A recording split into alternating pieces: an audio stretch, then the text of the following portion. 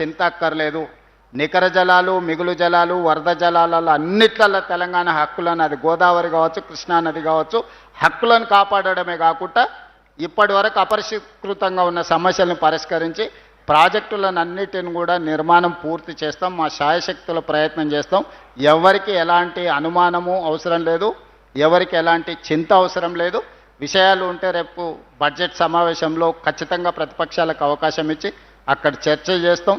సహకరించిన మీడియా మిత్రులకు, ఎందుకంటే సన్లైట్ ఫెయిల్ అవుతుంది, త్వరగా ప్రయాణం మొదలు పెట్టేది ఉంది, మళ్ళీ ఒకసారి వస్తా. సమ్మక్క సారలమ్మ జాతర కూడా బ్రహ్మాండంగా జరిగింది, మీకు తెలుసు. తెలంగాణ రాష్ట్రంలో ఒక సౌత్ కుంభమేళాగా నిర్వహించినాం.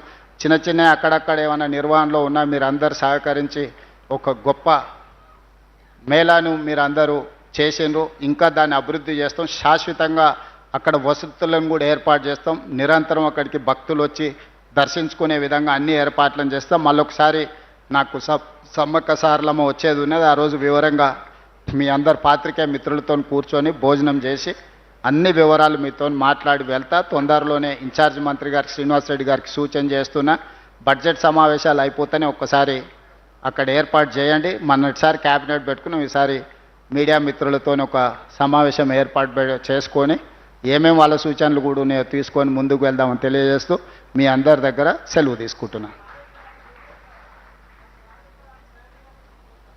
లేదు, ఖచ్చితంగా ప్రయోజనాలకు తీసుకొస్తాం. సాంకేతిక నిపుణులు ఉన్నారు, కంపెనీలతో మాట్లాడుతున్నాం.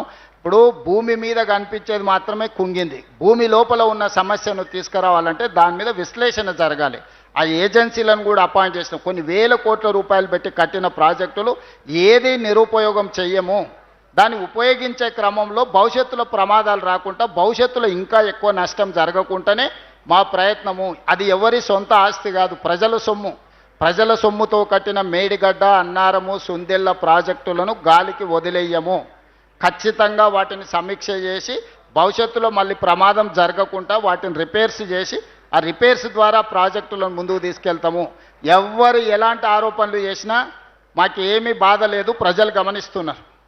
మా చిత్తశుద్ధిని వాళ్ళు ఎంత అనుమానించినా ప్రజలకు విశ్వాసం ఉన్నది కాబట్టి ప్రజలు టైం అండ్ అగైన్ తీర్పు ఇచ్చిండ్రు.